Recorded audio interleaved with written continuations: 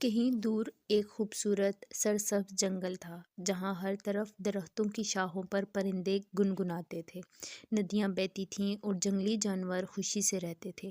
اسی جنگل میں ایک نہایت ذہین اور خوبصورت طوطا رہتا تھا جس کا نام مٹھو تھا۔ مٹھو کا سبز اور چمکتا ہوا پروں کا رنگ، سرخ چونچ اور چمکتی ہوئی آنکھیں اسے خاص بناتی تھیں، مگر جو چیز اسے سب سے زیادہ منفرد بناتی تھی وہ اس کی غیر معمولی ذہانت اور مددگار طبیعت تھی۔ مٹھو بچپن سے ہی باقی طوطوں سے الگ تھا۔ جب دوسرے طوطے اپنی موج مستی میں وقت گزارتے، مٹھو اپنے ارد گرد کی چیزوں کو دیکھ کر سبق لیتا اور نئی باتیں سیکھنے کی کوشش کرتا۔ جنگل کے سب پرندے اور جانور حیران رہتے تھے کہ ایک طوطا اتنی عقل مند باتیں کیسے کر سکتا ہے۔ وہ انسانوں کی زبان نہ صرف سمجھتا تھا بلکہ صاف اور روانی سے بولتا بھی تھا۔ ایک دن جنگل کے جانوروں نے اسے آزمائش میں ڈالنے کا فیصلہ کیا۔ انہوں نے مٹھو سے کہا کہ وہ ایک پیچیدہ گتھی سلجھائے۔ گتھی یہ تھی کہ درختوں کے پتوں سے پانی کا بہاؤ کیسے روکا جائے تاکہ پانی ذخیرہ کیا جا سکے۔ مٹھو نے اپنی ذہانت سے ایک ایسا حل نکالا کہ سب حیران رہ گئے۔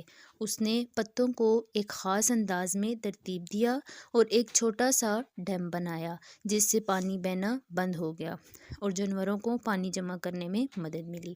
ایک دن جنگل میں زبردست طوفان آیا۔ تیز ہواؤں اور بارش سے کئی درخت گر گئے اور پرندوں کے گھونسلے تباہ ہو گئے۔ مٹھو نے طوفان کے تھمنے کے بعد سب کو تسلی دی اور مل کر کام کرنے کو کہا۔ وہ اڑتا ہوا ایک بڑے درخت کے پاس گیا اور دوسرے پرندوں کو بھی بلایا۔ سب نے مل کر نئے گھونسلے بنائے اور زخمی جانوروں کی مدد کی۔ اس دن سے مٹھو کو سب نے اپنا رہنما تسلیم کر لیا۔ جنگل کی سکون بھری زندگی کو اس وقت خطرہ لاحق ہوا جب کچھ شکاری جنگل میں داخل ہوئے۔ ان شکاریوں نے مختلف جگہوں پر جال بچھا دیے اور جانوروں کو پکڑنے کا منصوبہ بنایا، لیکن مٹھو کی حاضر دماغی نے ایک بار پھر سب کو بچایا۔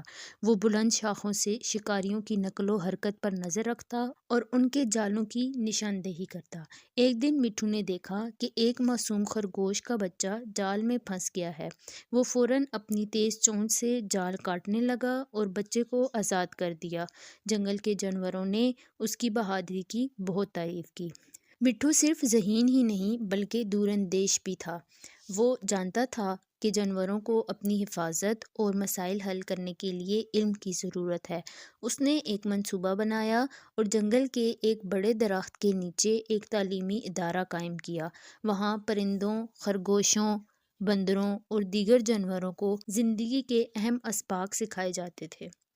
مٹھو کی ذہانت اور اچھائی کی کہانیاں جنگل سے نکل کر قریبی گاؤں تک پہنچ گئیں۔ انسان اس کے بارے میں سن کر حیران رہ گئے۔ ایک دن ایک بچہ گم ہو گیا اور مٹھو نے اپنی عقل مندی سے اسے اس کے والدین تک پہنچایا۔ گاؤں کے لوگوں نے مٹھو کو رحم دل پرندہ کہا اور اس کی تعریف کی۔ شکاریوں کی بار بار آمد سے مٹھو اور جنگل کے جانور بہت پریشان ہو چکے تھے۔ مٹھو نے فیصلہ کیا کہ وہ انہیں ایسا سبق سکھائے گا کہ وہ دوبارہ کبھی جنگل میں قدم نہ رکھیں۔ مٹھو نے اپنی ذہانت کا استعمال کرتے ہوئے ایک چالاک منصوبہ بنایا۔ اس نے تمام جانوروں کو ان کی ذمہ داریاں سمجھائیں اور سب نے مل کر شکاریوں کے لیے جال تیار کیا۔ جب شکاری واپس آئے تو جانوروں نے ان کا راستہ روک لیا اور مٹھو کے اشارے پر ان کے اپنے ہی جال میں پھنسنے میں مجبور ہو گئے۔ شکاریوں کو عبرتناک شکست ہوئی اور وہ شرمندہ ہو کر جنگل چھوڑ کر چلے گئے۔ مٹھو نے اپنی زندگی کو نہ صرف اپنی ذات کے لیے بلکہ دوسروں کی خدمت کے لیے وقف کر دیا تھا۔ وہ جنگل کے جانوروں کے لیے ایک رہنما، ایک استاد اور ایک دوست تھا۔ آج بھی جنگل کے بچے اپنے والدین سے مٹھو کی کہانیاں سنتے ہیں اور اس سے سیکھتے ہیں کہ عقل، محبت اور خدمت سے دنیا کو بہتر بنایا جا سکتا ہے۔ ایک دن جنگل میں ایک انسان جو ایک نوجوان محقق تھا بھٹک گیا۔ اس کا نام عمر تھا اور وہ جنگلی حیات کے بارے میں تحقیق کر رہا تھا۔ وہ راستہ کھو بیٹھا اور بھوک و پیاس سے بے حال ہو گیا۔ مٹھو نے اسے دیکھا اور اس کی مدد کا فیصلہ کیا۔ وہ اسے میٹھے پھلوں تک لے گیا اور قریبی ندی کا راستہ دکھایا جہاں وہ پانی پی سکے۔ عمر مٹھو کی ذہانت اور شفقت سے بہت متاثر ہوا۔ اس نے مٹھو سے دوستی کر لی اور وعدہ کیا کہ وہ جنگل کی حفاظت کے لیے کام کرے گا۔